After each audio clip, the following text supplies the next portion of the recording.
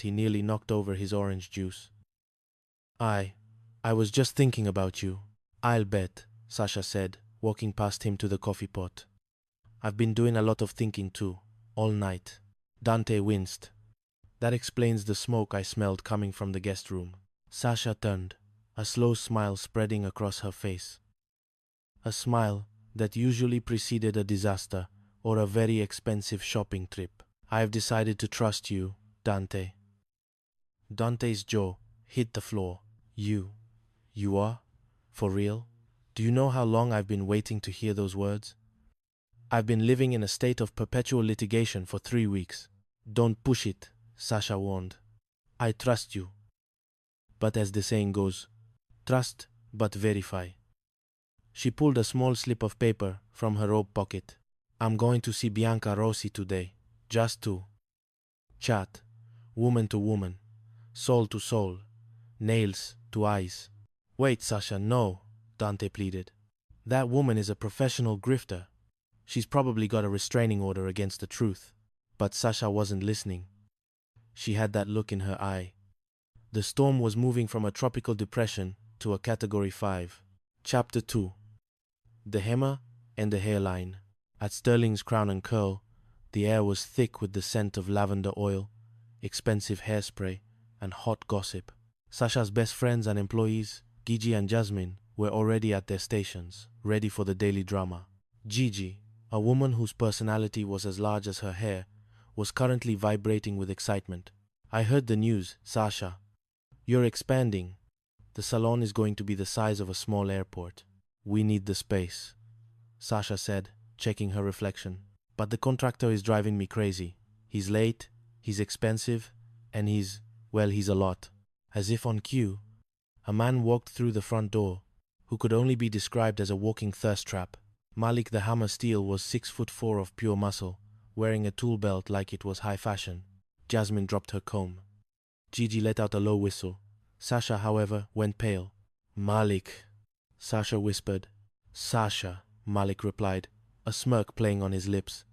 It's been a long time. 14 years, to be exact. Gigi leaned in close to Jasmine. Wait, who is this hunk of granite? And why does he look like he knows Sasha's middle name? Oh, he knows more than that. Jasmine whispered back. They had a thing in college. A legendary, one night only, world-altering thing.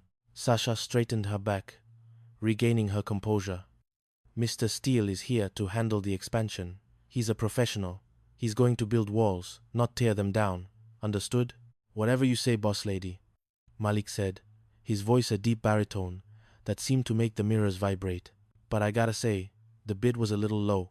I might need a personal incentive to get this done on time. You'll get your check and a firm handshake, Malik. Sasha snapped. Now, get to work. And stay behind the canvas. I don't want your muscles distracting my clients. As Malik walked toward the back, Gigi grabbed Sasha's arm. Sasha, are you crazy? That man is a Greek god with a power drill.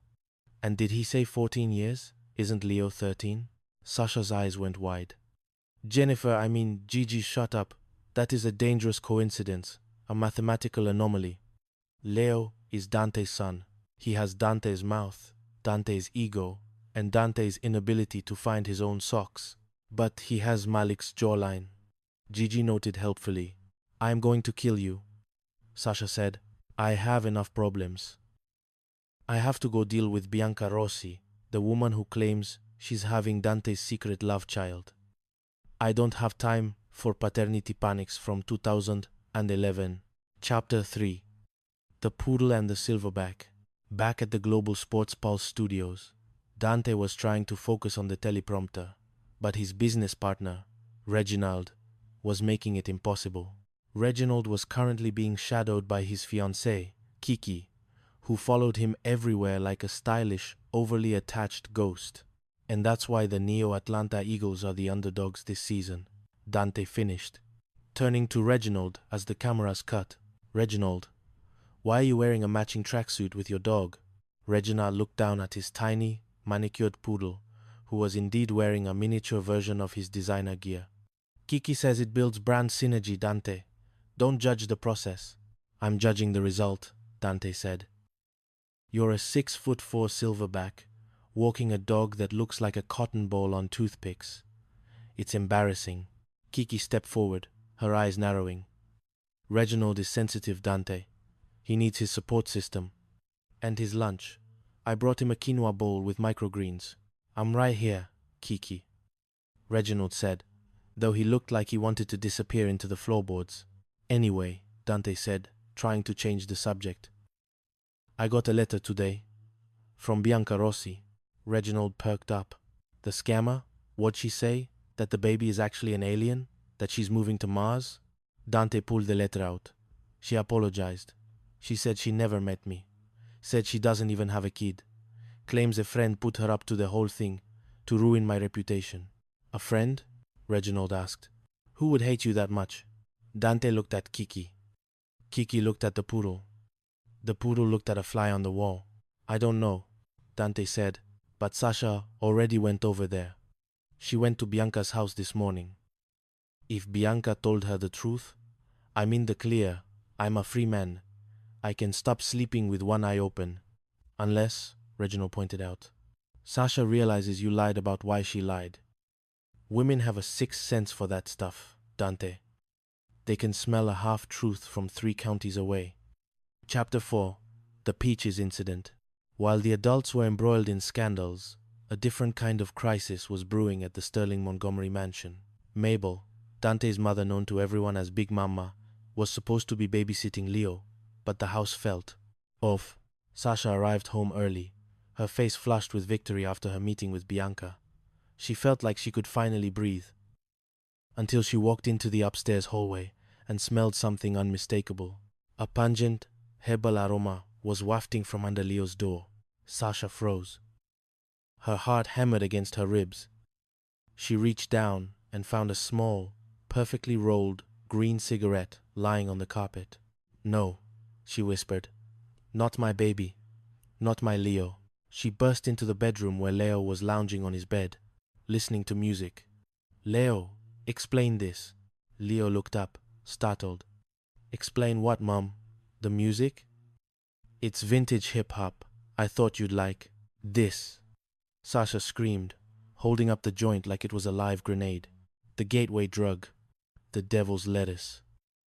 I refuse to have a crackhead for a son. I didn't spend $10,000 on your braces so you could rot your teeth out with the kush. Mom, calm down, Leo said, standing up. I don't even know what that is. I thought it was a very small, weird-smelling burrito. Don't lito me. Sasha schrieket. I know the signs.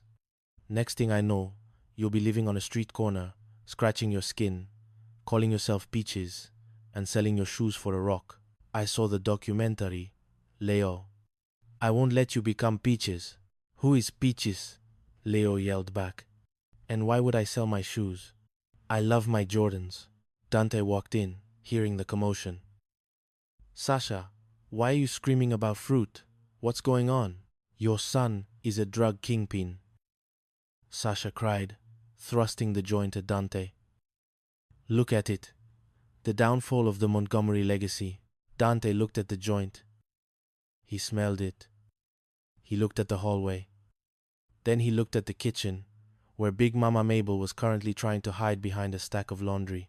Sasha, Dante said quietly, calm down. Then who did? Sasha demanded.